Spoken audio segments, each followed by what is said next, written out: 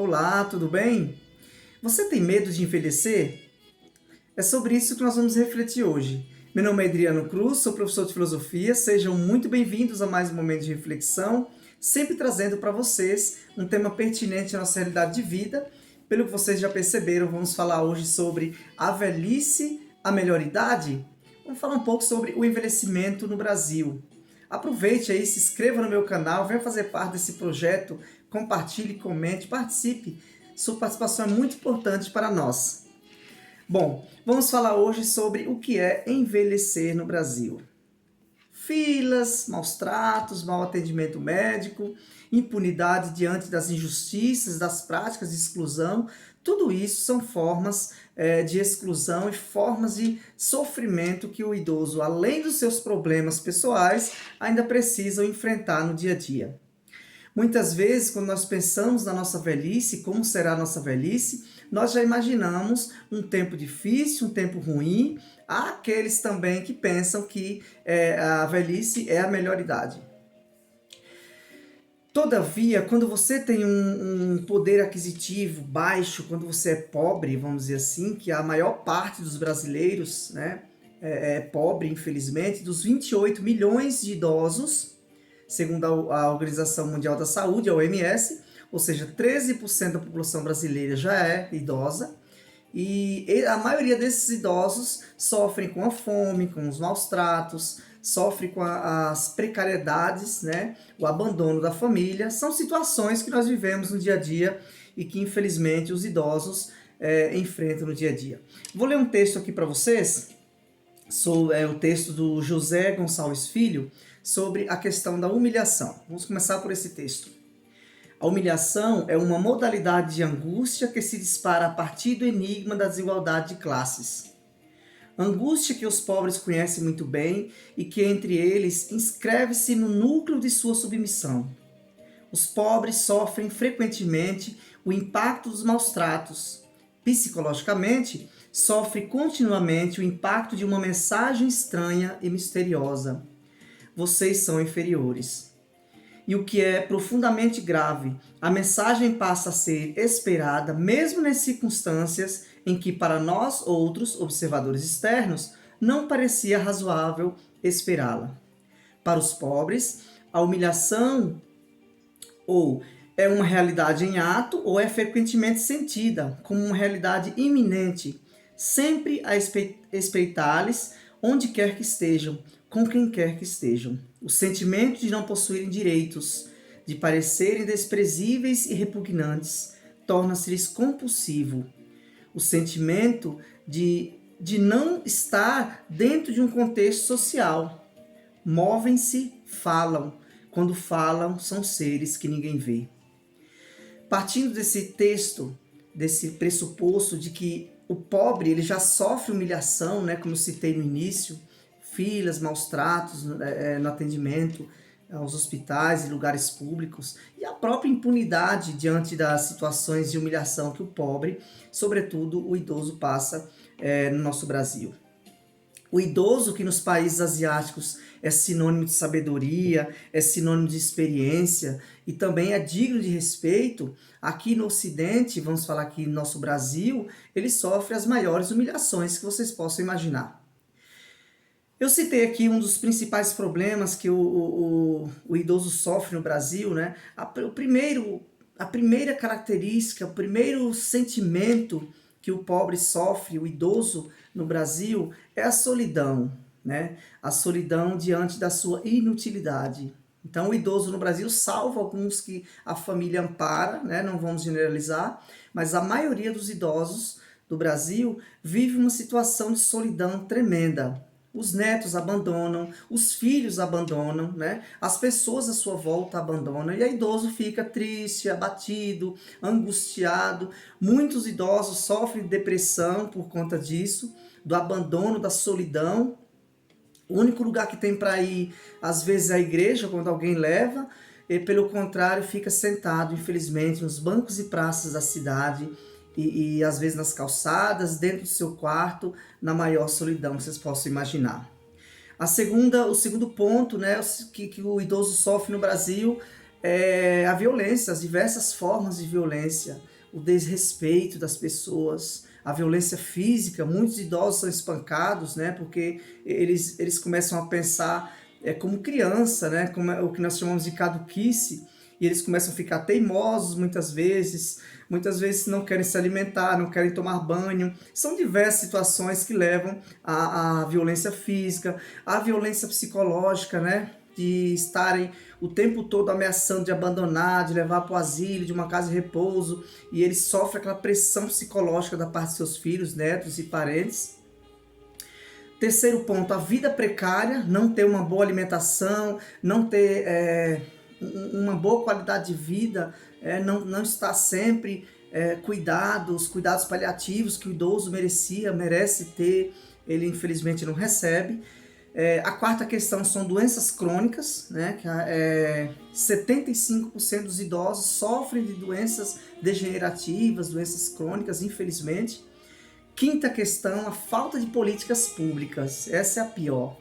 Porque o idoso, como eu falei no início dessa reflexão, o idoso vai no hospital e passa muitas vezes anos para ser atendido, meses para fazer um exame, às vezes faz o exame e só recebe o resultado depois que está pior, em situação pior. Quando não, já faleceu, o resultado chega, né? E as faltas de políticas públicas, um olhar especial para esses idosos, faz com que ele sofra ainda mais. Sexto ponto que eu coloquei aqui foi o sentimento de não possuir direitos, que está relacionado à quinta questão. Então, o idoso, ele sofre todos esses tipos de humilhação, né? Entre elas, a questão de ele ser uma pessoa invisível. Se vocês observarem, o idoso na sociedade, ele é invisível. O idoso na sociedade, além de não possuir direitos, ele não é visto pelas pessoas. Ele é uma pessoa considerada inútil. Ele é uma pessoa que não serve diante de uma sociedade, de um pensamento capitalista, uma sociedade consumista como a nossa, e que as pessoas só são amadas, só são valorizadas pelo aquilo que elas produzem, por aquilo que elas fazem. O idoso torna-se uma pessoa inútil, e se é inútil, digna de total desprezo, e isso vai causando diversos outros fatores, principalmente as doenças psicossomáticas que são atraídas para o idoso no Brasil.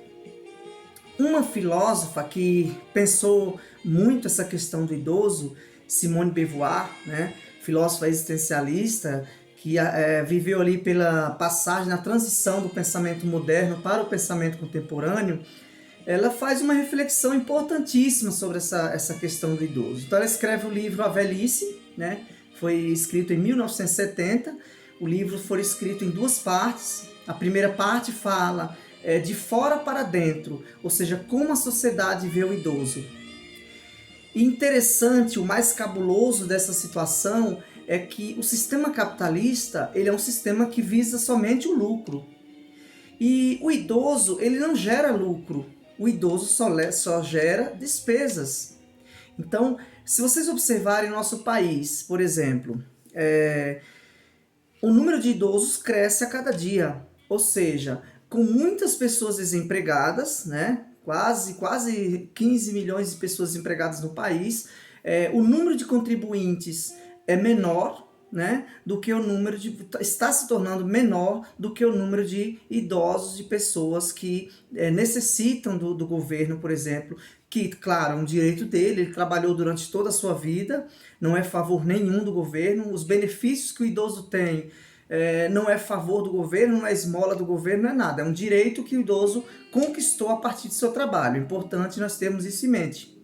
Todavia, quando o número de idosos cresce num país, é necessário que haja mais contribuintes do que idosos que dependem desse sistema, porque senão começa a haver o que nós chamamos de rombo na Previdência, que é uma das desculpas que o governo utilizou nos últimos tempos para a grande reforma da Previdência.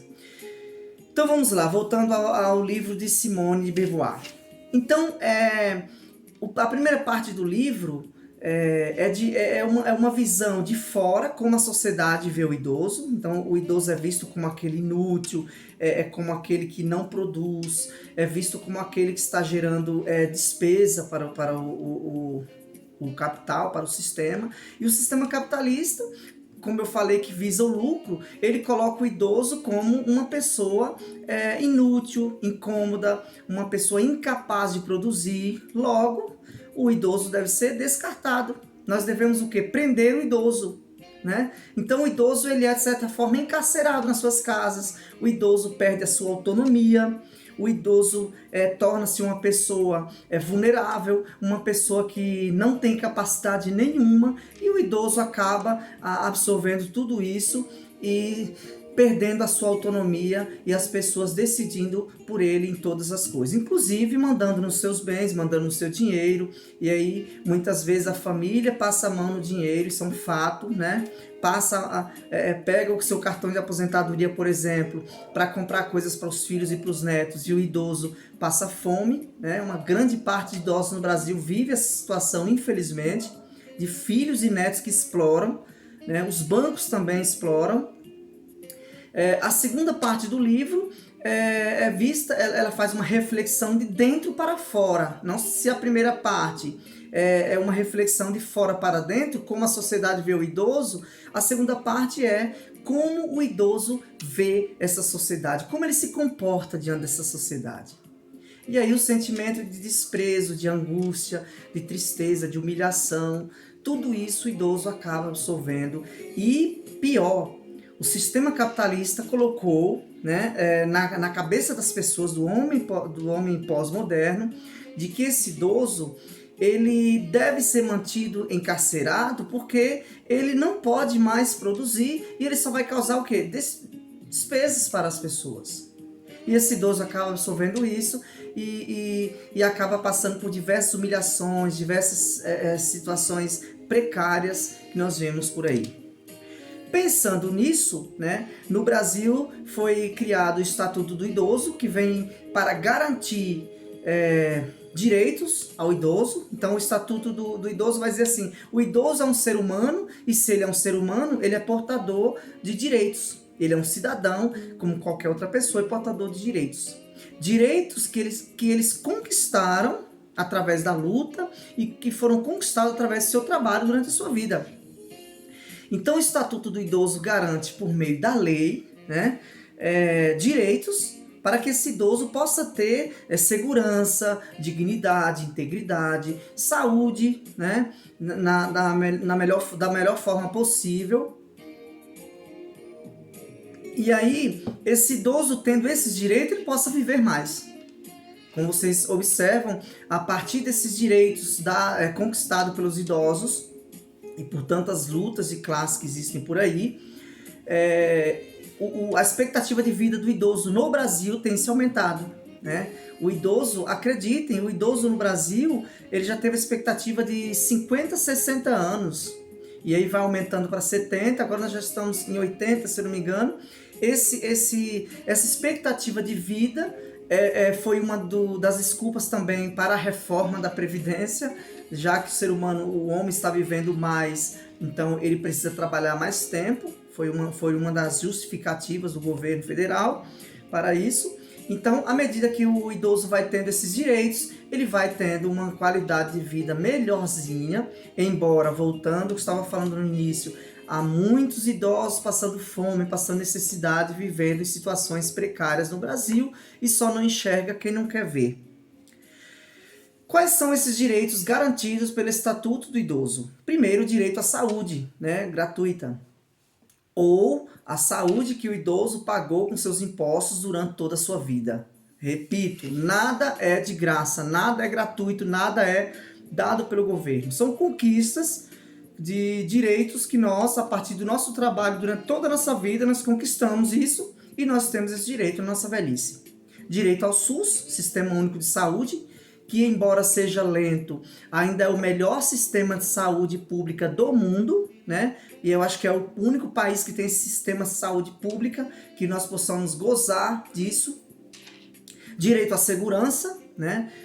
O Estatuto do Idoso também garante o direito à segurança, direito a medicamentos gratuitos para doenças crônicas como diabetes, colesterol alto e tantos outros tipos de doenças que o idoso vai adquirindo com o tempo, o direito ao transporte público a partir dos 60 anos e 10% dos assentos dos transportes públicos vai para esses idosos.